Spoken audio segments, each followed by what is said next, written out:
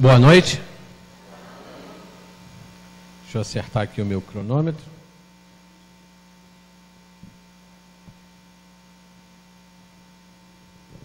Tudo bem com você? Sim ou não? Boa noite você que está aqui, também boa noite você que está na sua casa, bom dia ou boa tarde, ou boa noite para você que em uma outra oportunidade, em um outro dia tiver acesso a essa meditação, a esse momento de dividir um pouco da palavra de Deus, e que não importa quando, que o Senhor te abençoe. Você crê nisso? Você pode dizer um amém? Gente, só nesse ano de 2022 é a terceira vez que a gente tem o privilégio de estar junto aqui. Então, para mim é um privilégio. E eu espero que, se não para todos vocês, que pelo menos para a maioria, ou que pelo menos para um, que seja um privilégio dividirmos juntos a leitura da palavra, a meditação na palavra, e que ela igualmente nos abençoe, nos enriqueça.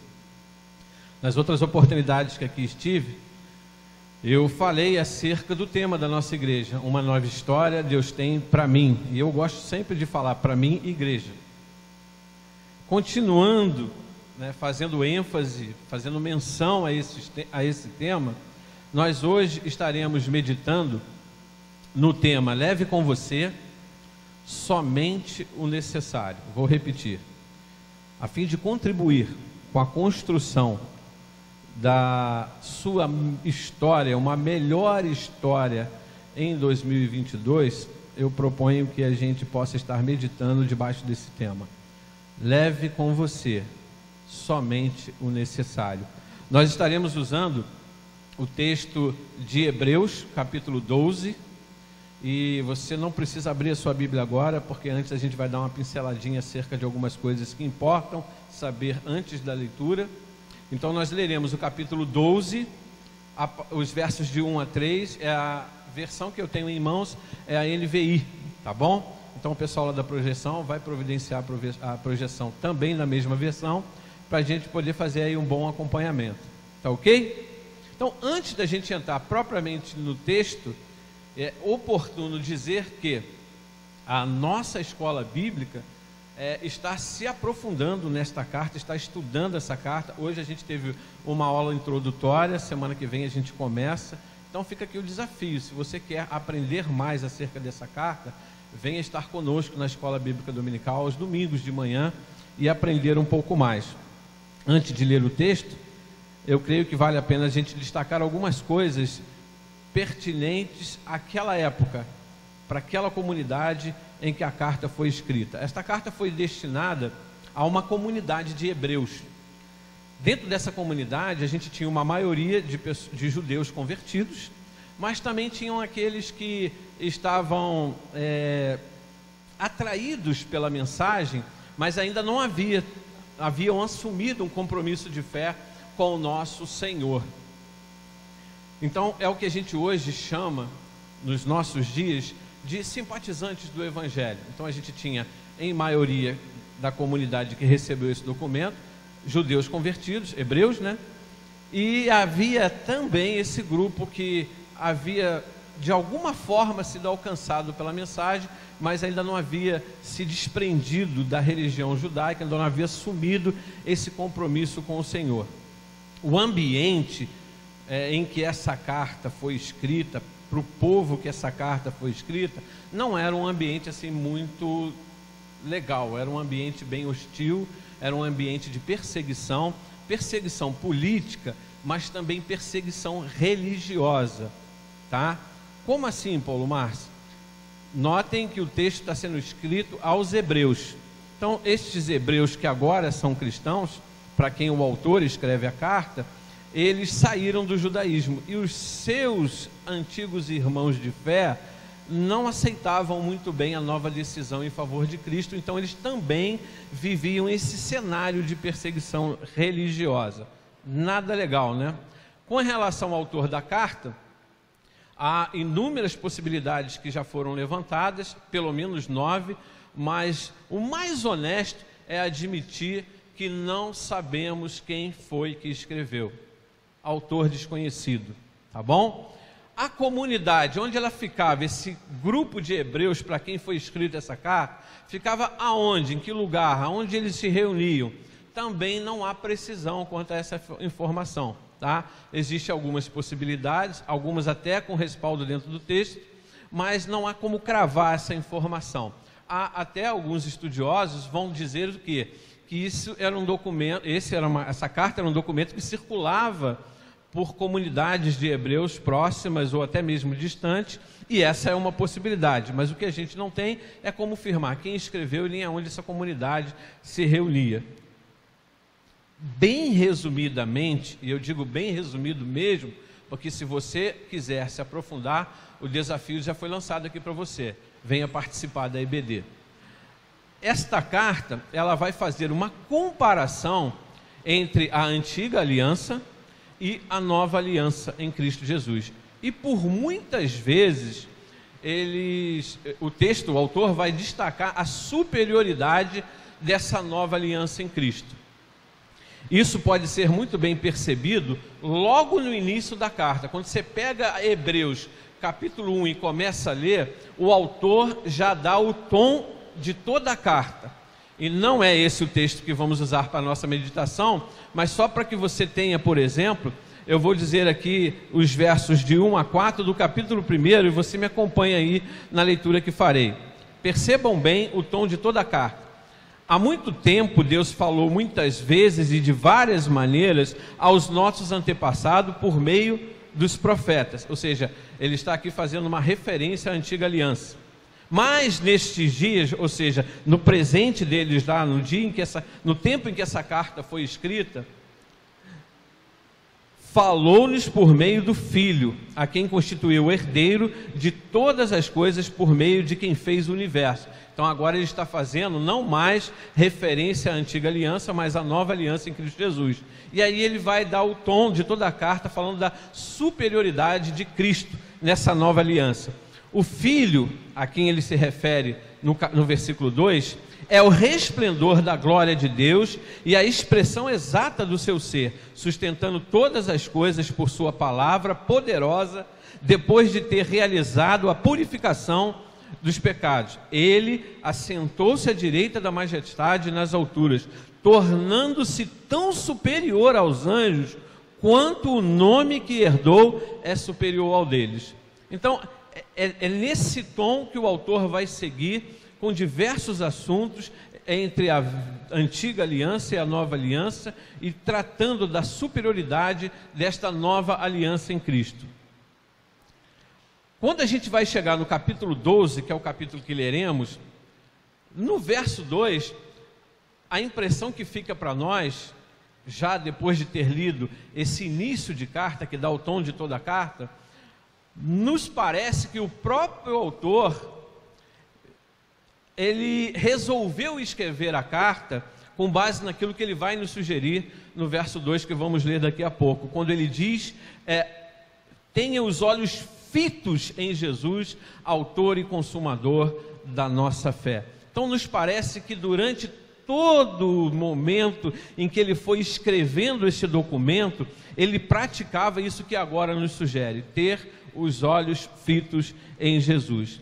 Então, feito estas aqui observações, para entender um pouco do cenário em que esta carta foi escrita, para quem ela foi escrita, vamos ao texto que eu tenho como proposta aqui para essa noite, a gente meditar no capítulo 12, nos versos de 1 a 3. Eu vou ler, vai ser projetado aí na tela para você, e você me acompanha na leitura, amém?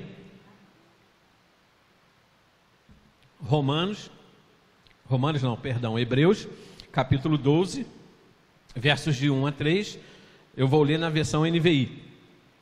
Diz assim: portanto, também nós, uma vez que estamos rodeados por tão grande nuvem de testemunhas, livremo-nos de tudo o que nos atrapalha e do pecado que nos envolve, ou em algumas versões, que estão de perto nos rodeia, e corramos com perseverança a corrida que nos é proposta, tendo os olhos fixados em Jesus, autor e consumador da nossa fé.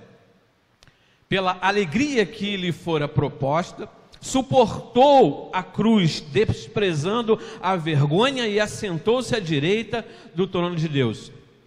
Pensem bem naquele que suportou tal oposição dos pecadores contra si mesmo, para que vocês não se cansem, nem se desanimem. Amém? Você pode ficar de pé comigo e juntos orar a Deus para que Ele nos abençoe hoje aqui essa noite. Você deseja isso? Sim ou não? Você deseja isso? Eu desejo, e eu te convido a juntos estarmos orando a Deus, pedindo a Ele por isso. Faça a sua oração, eu vou fazer a minha, mas que as nossas orações alcancem o altar de Deus e que nesta noite Ele nos abençoe. Amém? Deus, em nome de Jesus, nós lemos aqui na Tua Palavra estes 3 versículos desta carta que foi escrita há tanto tempo atrás para um povo que vivia tanta dificuldade. E, Senhor, as instruções, as recomendações que agora lemos nestes 3 versículos, nós te pedimos que através da ação do Teu Espírito, não por nossa força e vontade, mas pela ação do Teu Espírito, que assim como o Senhor tratou com a comunidade dos hebreus, há tanto tempo atrás, que o Senhor trate conosco hoje, por meio desse texto, que é tão atual, que é tão pertinente. Pai, visita a Tua igreja agora reunida e de pé, cada um com a sua oração, clamando ao Senhor, que o Senhor nos permita ter uma experiência hoje contigo através da Tua palavra. Que a Tua palavra agora lida, que ela não volte vazia, que ela gere frutos no coração de cada um de nós, que os frutos gerados primeiro sejam para a honra e glória do Teu nome, mas que também seja para a edificação do Teu corpo, a igreja. Que saiamos daqui, Senhor Deus, na certeza de que o Senhor nos abençoou, falou conosco, nós Te ouvimos, e aquilo que viermos a ouvir, fruto da meditação que faremos, que encontre espaço no nosso coração, que mexa com a nossa vida, que nos faça, de alguma forma, ter na meditação desta palavra subsídios para escrever uma nova história durante todo esse ano. Pai, a nossa oração, a oração do Teu corpo, da Tua igreja aqui reunida, e em nome e por amor de Jesus Cristo que a fazemos, ouve a nossa oração, em nome de Jesus, amém. Que Deus te abençoe, em nome de Jesus, amém? Você pode sentar. Meu querido, eu acredito, e acredito mesmo, que esse verso primeiro que lemos, dos 3 de Hebreus 12, esse verso primeiro está cheio de informação, ele contém muita informação. Então, para que pudéssemos aproveitar melhor as informações nele contidas, eu quero aqui dividir em 3 esse versículo. Nós vamos fazer uma abordagem de todas essas partes que julgo necessárias. Ao final nós faremos um resumo do que o versículo nos ensina, e então passaremos para os 2 versos seguintes, onde não gastaremos tanto tempo assim. Então, se você perceber que eu estou avançando no tempo no versículo 1 somente, fica tranquilo, que quando chegar o 2 e o 3, é rapidinho, tá? Mas eu julgo ter muita informação nesse primeiro versículo do capítulo 2. Ele já começa assim: portanto, também nós, uma vez que estamos rodeados por tão grande nuvem de testemunha, e aí a gente para aqui, tá bom? A gente vai parar no testemunha. Esse portanto do início do versículo 1 é uma transição com o capítulo anterior, o capítulo 11, que vai nos apresentar aquilo que a gente conhece como a galeria dos heróis da fé. Então, tal como ele mencionou essa galeria de heróis da fé, essa multidão de homens e mulheres que dão para nós um ótimo testemunho, um excelente testemunho do que é viver pela fé e na fé perseverar. Então ele está fazendo essa transição, tal como no capítulo anterior, esse nós aqui é ele o autor e a comunidade para quem ele enviou a carta. Hoje, quem seria esse nós? Nós, eu e você. Então, portanto, tal como no versículo anterior, nós estamos rodeados de uma grande nuvem de testemunho. Essas testemunhas são as citadas no capítulo 11, homens e mulheres que já haviam falecido, mas que deixaram um legado, uma grande história, um testemunho para que eles olhassem para essa galeria de heróis da fé citadas no capítulo 11 e, por meio do testemunho deixado por eles, estes que estavam nessa comunidade poderiam ser inspirados, encorajados a continuar batalhando pela fé, não desistir da caminhada.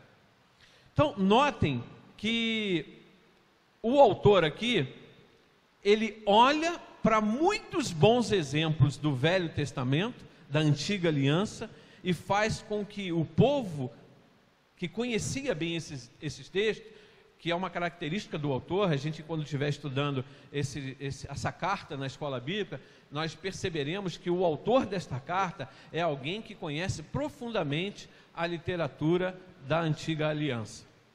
E aí ele vai buscar ótimos exemplos, bons exemplos, para dizer para aquele povo: olhem para essa turma, se inspirem nessa turma, olha o testemunho, a multidão de testemunho que essa turma deixou para a gente. E aí eu queria fazer uma observação para vocês: se olhar para essa turma, para esses bons testemunhos, para essas grandes histórias de sucesso na fé, de homens e mulheres de Deus, nos inspira, nos encoraja, nos faz bem, eu creio que o inverso também produz um resultado inverso. Você acredita nisso? E é aqui que eu queria lançar uma coisinha aqui para vocês. Eu disse para você que o autor da carta é alguém que conhece profundamente os escritos, os documentos, as doutrinas da Antiga Aliança, ou seja, a literatura judaica. Ele poderia ter recorrido a maus exemplos para dizer para eles: ó, não faça como eles? Poderia, porque se você olhar atentamente para os escritos da Antiga Aliança, o que não falta também são maus testemunhos, pessoas que nós não devemos nos espelhar. O que ele traz à tona? Bons exemplos, se alimentar de boas histórias. Queridos, nos dizem que nós vivemos, cada um de nós, quem tem um celular na mão, ele levanta seu celular assim. Quem tem um celular na mão, levanta seu celular. Olha só, todos nós. Então, cada um de nós somos um comunicador com um potencial absurdo. Primeiro, porque a gente alcança muita gente ao mesmo tempo. E segundo, que a gente alcança muita gente ao mesmo tempo em qualquer lugar do mundo. Por que não divulgar as grandes histórias de homens e mulheres de Deus? Já que nós somos, com esse aparelhinho aqui na mão, um comunicador de um potencial absurdo. Mas o que eu tenho visto, e fico triste com isso, é muito comum pessoas ditas cristãs nas redes sociais compartilhando a queda de um irmão em Cristo, o deslize de um irmão em Cristo, a doutrina equivocada de outra igreja, o erro do outro. E sabe o que eu percebo? Eu estou aqui na igreja há muito tempo, e sempre que eu vejo alguém andando nessa direção, eu sempre disse para a Renata: pode aguardar, no máximo 2 anos, está frio na fé. Porque se alimenta de maus exemplos. O autor da carta aos Hebreus, conhecendo bem a história dos Hebreus, ele tinha maus exemplos aqui para citar, mas ele sabia que isso não dá resultado, isso não traz bons frutos, e ele desafia essa turma a olhar para os heróis da fé. Então aqui fica essa dica para nós: vamos nos alimentar e alimentar os outros com boas histórias. A nossa igreja, a fé cristã, está cheia de homens e mulheres de Deus que deram a vida por esta causa, que nos inspiram.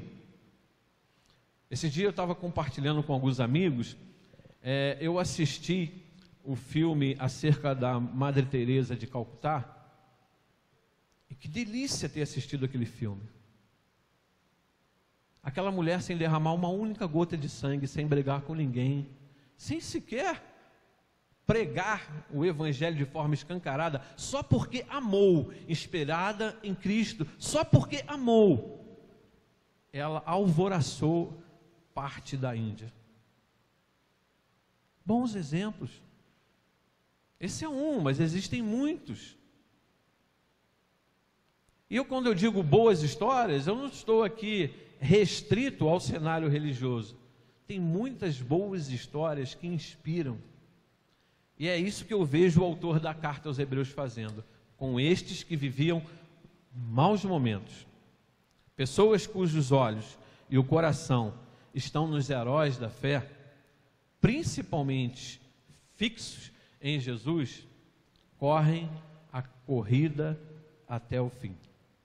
Então, se alimente de boas histórias e alimente os outros também de boas histórias. Amém?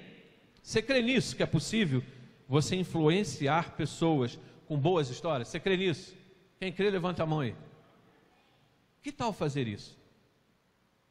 Eu não estou falando para fazer porque eu estou falando. Eu estou mostrando para você que o autor da carta aos Hebreus fez isso com os hebreus daquela época. Depois, eu disse que ia dividir o versículo primeiro em 3. A segunda parte é a seguinte: ele vai dizer: livremo-nos de tudo que nos atrapalha e do pecado que nos envolve, ou em algumas versões aí, do pecado que tão de perto nos rodeia. Então, notem bem, ele pede à comunidade dos hebreus, para quem ele está escrevendo, para que eles se livrem de duas coisas. Primeira, de tudo que atrapalha. Algumas versões aí vai estar aí peso. Se você entender que ele está usando da alegoria de uma corrida, você vai entender que um peso para quem corre é uma coisa que muito atrapalha. Então eu gosto muito dessa versão da NVI, que diz o seguinte, ó: livremo-nos de tudo que nos atrapalha. Então esse é um pedido para que nos livremos de tudo que nos atrapalha. A segunda coisa que ele pede para que nos livremos é do pecado que nos envolve. A primeira coisa que eu queria te chamar a atenção aqui é que ele não coloca tudo que nos atrapalha no patamar de pecado. Presta atenção nisso. Ele fala: livremo-nos de tudo que nos atrapalha. E depois ele fala assim: livremo-nos do pecado que tão de perto nos rodeia ou que nos envolve. E a gente às vezes não se dá conta, porque nós evangélicos, nós temos essa paranoia assim de que eu tenho que saber o que é certo, o que é errado, o que eu posso, o que eu não posso. Então a gente sabe muito de pecado, né? Se tem uma coisa que a gente conhece bastante, é isso. A gente é quase doutor no assunto.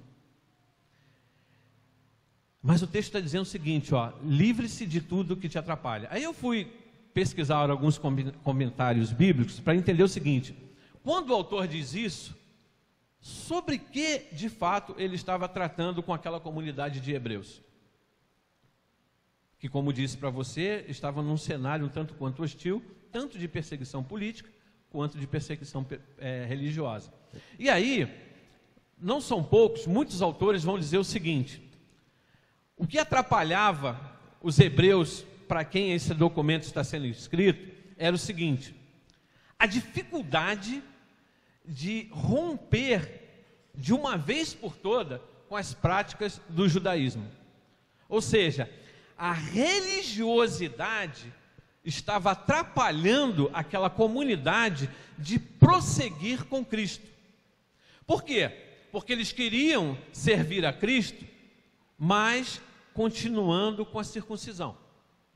Eles queriam servir a Cristo, mas continuando com a guarda do sábado. Eles queriam servir a Cristo, mas continuando com os sacrifícios no templo.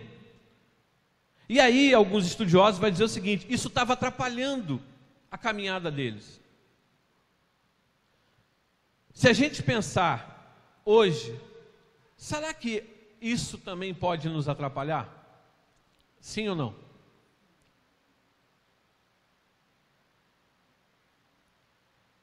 Com certeza, infelizmente sim. A religiosidade, me permita aqui dar testemunho de um livro que li agora em janeiro.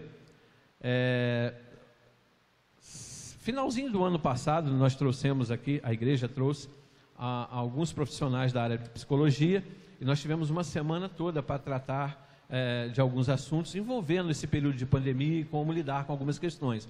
Um deles foi o pastor e psicólogo Paulo César, e ele trouxe para nós um livro chamado Mandamentos de Homens na Igreja de Cristo. Eu não sei quantos aqui adquiriu esse livro, eu adquiri e li agora em janeiro, e ele muito bem vai relatar o quanto nós colocamos na Igreja de Cristo mandamentos de homens que nada tem a ver com os ensinos de Cristo, e que isso tem atrapalhado a caminhada de muita gente. Mandamentos de homem na Igreja de Cristo tem gerado medo, insegurança, uma relação equivocada com Deus, superstição. Então essa religiosidade atrapalhou naqueles dias e atrapalha nos dias de hoje. Livrem-se de tudo que te atrapalha. E eu não estou querendo aqui me prender somente a isso. Isso foi o que eu consegui obter de material, fruto da pesquisa que fiz, para tentar entender, de fato, sobre o que o autor estaria querendo tratar, quando disse àquela comunidade: livrem-se do que atrapalha. Mas se a gente olhar bem para os nossos dias, tem muitas outras coisas, fora dessa temática religiosidade, que pode atrapalhar a nossa caminhada. Isso aqui é uma coisa. Você sabia que no Brasil, se fica conectado à internet via esse aparelhinho aqui, em média, 5 horas e 21 minutos por dia? Você sabia disso? Eu fico imaginando o seguinte: será que é divulgando bons testemunhos, espalhando versículos, falando do amor de Deus, incentivando o perdão? 5 horas e 21 minutos diário é a média de conexão do brasileiro. Então isso aqui pode te atrapalhar. Isso não é pecado, não está na categoria de pecado, mas cuidado. Eu vou dar um exemplo meu, eu não estou dizendo que você tem que fazer isso. Em 31 de dezembro, eu postei que ia fazer e fiz. Eu não tenho mais Facebook, eu não tenho mais Instagram, eu não tenho mais Twitter. Mas por que, Paulo Márcio? Para mim estava fazendo mal. Se você sabe lidar com isso de boa, isso não te traz prejuízo algum, então não está te atrapalhando. Eu estou falando de mim porque a mim me atrapalhou, e pode ser que essa não seja a realidade. O desafio é que você encontre o que está te atrapalhando. Eu estou dando testemunho de algo que eu fiz. Eu sinceramente, eu cansei de ver irmãos em Cristo se degladiando nas redes sociais, se ofendendo, xingando um ao outro, faltando com respeito, julgando o outro, vibrando com a queda do irmão, pegando no pé de outra denominação, chamando os outros de herege. Eu cansei disso, isso estava me fazendo mal. E aí quando eu vi que isso estava me fazendo mal, que eu não sabia lidar com isso, o que eu entendi? Isso está me atrapalhando. Eu não quero mais saber. Principalmente esse ano, um ano de eleição, eu não quero nem ver o que esse povo vai fazer no ano de eleição. Não quero. Então meu coração está em paz. E só para dar testemunho, nestes últimos 36 dias, eu li 3 livros, e essa é a terceira mensagem que preparo. Estou ou não estou no lucro?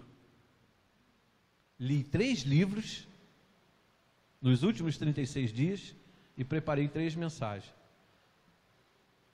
Acredito eu que foi muito bom para mim. Acredito ter conseguido identificar algo que estava me atrapalhando. Você tem que fazer isso também? Não, não é disso que eu estou falando. Eu só quero te encorajar a buscar no seu dia a dia o que é que está te atrapalhando. Pode ser que não seja isso. Eu conversando com um adolescente, ele me disse o seguinte, o envolvimento com o meu time estava me atrapalhando, porque eu estava brigando com todos os meus colegas, eu estava, meio pirado com essa coisa, eu dei um tempo com isso. O futebol já não me atrapalha, eu não discuto com ninguém por causa de futebol. Então, qual é o desafio aqui? Encontre o que está te atrapalhando e livre-se disso. Amém? A segunda coisa que ele pede para que nós nos livremos é do pecado. E como eu disse anteriormente, isso a gente tem doutorado. E em especial, quando se trata de falar do pecado do outro. Esse a gente sabe tudo do pecado do outro. A gente tem dificuldade de falar do nosso pecado. Mas do pecado do outro a gente sabe tudo. Então eu não vou gastar muito tempo aqui falando de livrem-se do pecado que te envolve. Só vou falar do porquê dessa expressão que tão de perto te rodeia ou que te envolve. É que talvez estes pecados sejam aqueles pecados que algumas literaturas atuais vão chamar de pecados de estimação ou pecados domésticos. Porque o do outro incomoda muito, principalmente se for um pecado moral. Mas a mentira no nosso meio passa de boa, a fofoca no nosso meio passa de boa, a maledicência, a hipocrisia. Não é verdade que a gente lida muito bem com isso? A falsidade, a infidelidade, a intolerância, tudo isso é muito bem aceito no nosso meio. E o que o texto está dizendo é o seguinte: esses pecados que estão muito pertinho da gente, que tão de perto nos envolve, temos que nos livrar dele também. Livrem-se do que te atrapalha e livrem-se do pecado que tão de perto te rodeia. Aqueles com os quais a gente aprendeu a conviver e parece que não incomodam muito mais. O texto está desafiando que a gente livre-se deles. Por fim, a gente chega no final do verso 1, onde ele vai dizer o seguinte: dito todas essas coisas que dissemos até aqui, aí ele vai concluir o verso 1 da seguinte forma: feito tudo o que falei até aqui, então corramos com perseverança a corrida que nos é proposta. E é interessante que perseverança é uma qualidade que quase em todas as literaturas ela está meio que atrelada à fé. Porque é não desistir, perseverar é não desistir. E eu quero só fazer uma rápida observação para você. Não confunda perseverança com o cenário de acabar com a luta, acabar com a dificuldade, acabar com o problema. Perseverar não é eliminar essas coisas, é continuar apesar dessas coisas. É disso que o texto está falando. Esse povo, para quem a carta, o documento está sendo escrito, era um povo que vivia um cenário de dificuldade. Aliás, ler a carta aos Hebreus é meio que um choque de realidade, porque a gente vai perceber que o cristianismo não é um mar de rosa. A gente tem lutas para serem enfrentadas, para serem vividas. O desafio do autor a tratar com essa comunidade de hebreus é encorajá-los a continuar, a perseverar, a ter exemplos nos heróis da fé. Mas agora ele vai dizer o seguinte, no verso 2 e 3: com os olhos fitos em Jesus. O versículo 1, guarda bem um resumão aqui de tudo que a gente disse acerca do versículo 1.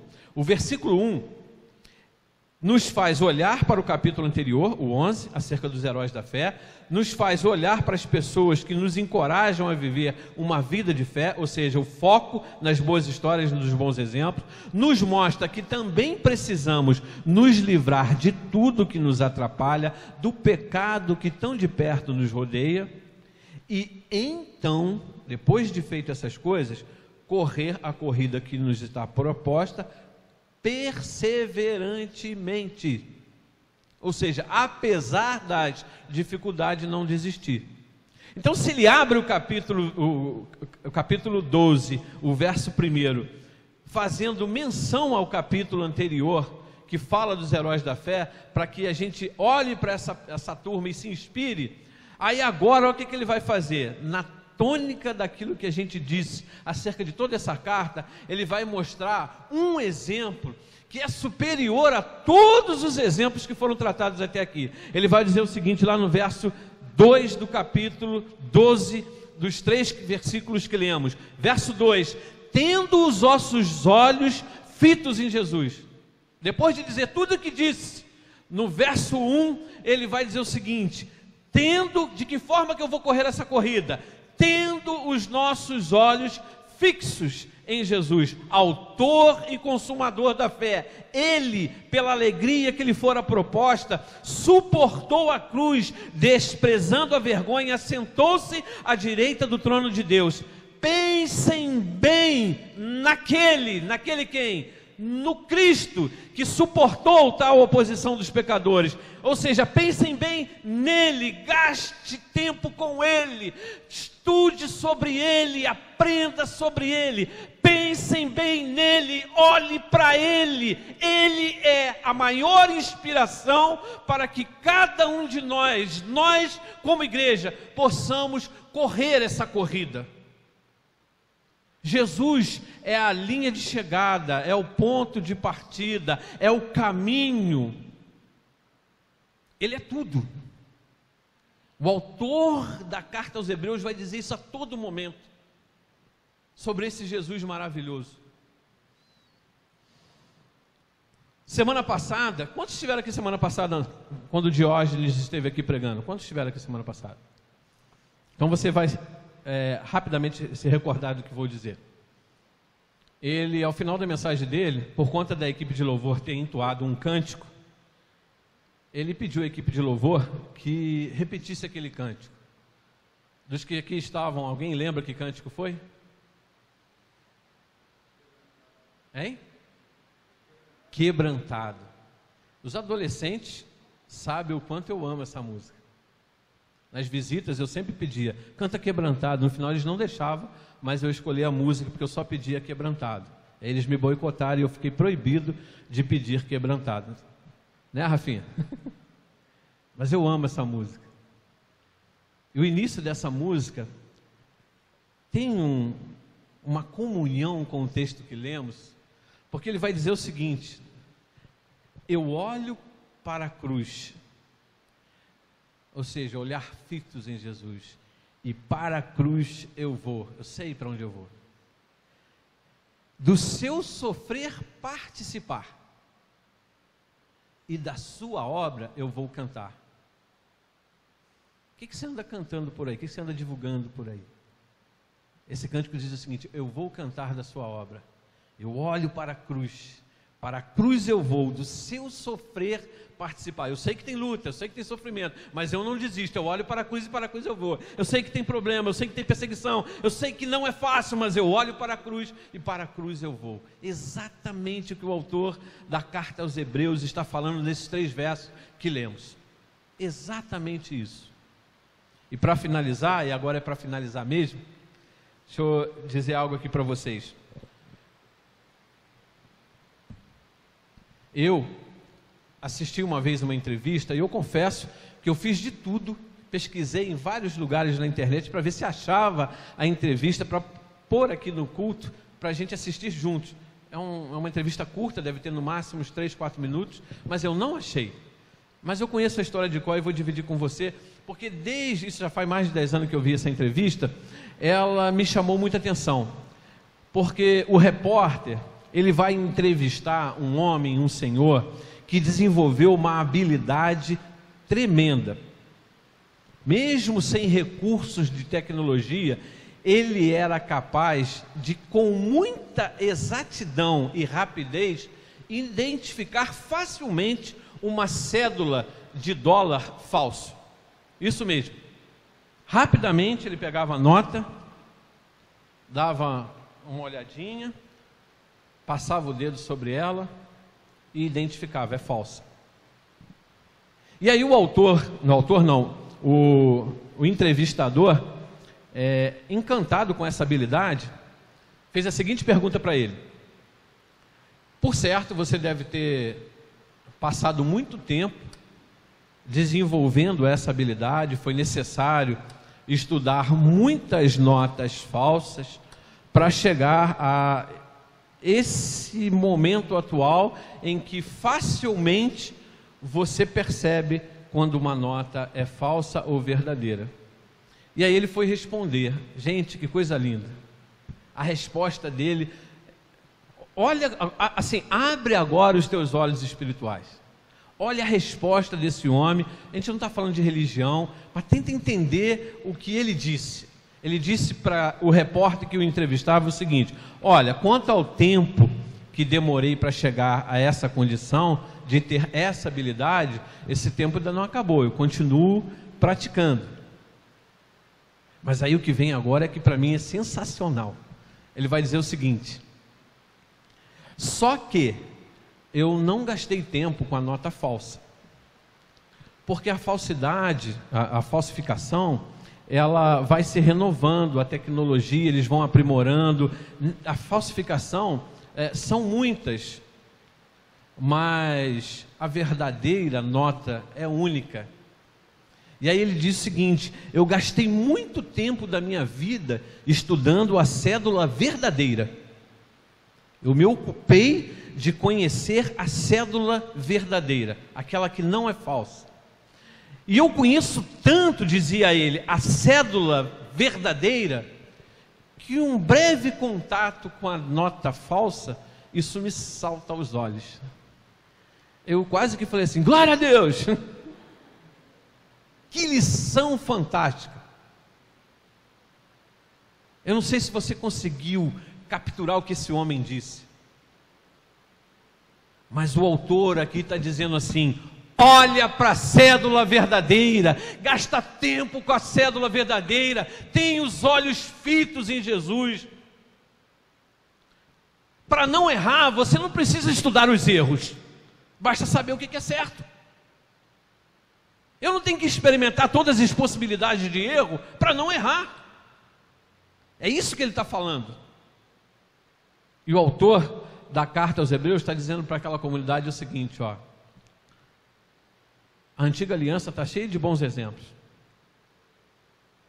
mas eu quero te mostrar um que é ainda maior. E é isso que eu queria mostrar para você hoje. Aprenda de Cristo, conheça Cristo. Eu gosto muito, acho que na minha época todo mundo que se convertia lia em seus passos o que faria Jesus. Eu acho que todo mundo tinha que voltar a ler, porque o cristianismo se afastou de Cristo, e aí está difícil ser cristão sem Cristo. E eu gosto de pensar na ideia: o que Jesus faria no meu lugar? E eu acho que o autor está dizendo é exatamente isso.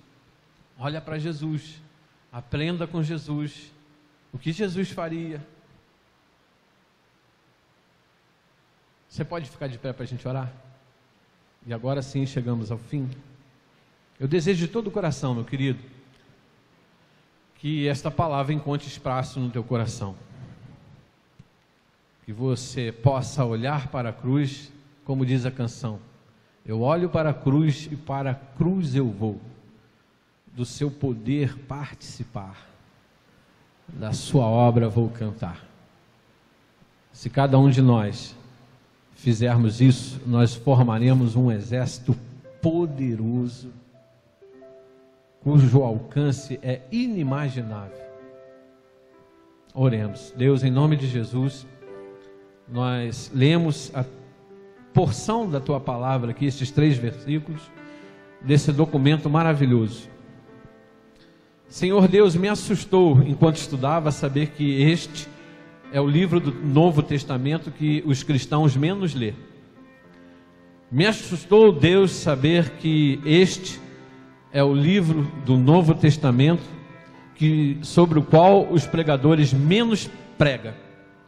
Justamente este livro que exalta a pessoa de Cristo, que nos mostra o quanto Jesus é suficiente para sustentar a minha fé, para fazer a obra, para espalhar o Evangelho. E eu te louvo, porque a nossa EBD vai estar estudando esse livro. A nossa escola bíblica vai estar estudando esse livro. Ajuda-nos a olhar para a cruz e poder dizer como este hino: para a cruz eu vou, do teu sofrer participar, sobre a tua obra eu vou cantar. Abençoa-nos, ó Pai, leva-nos para nossa casa, trabalha nos nossos corações.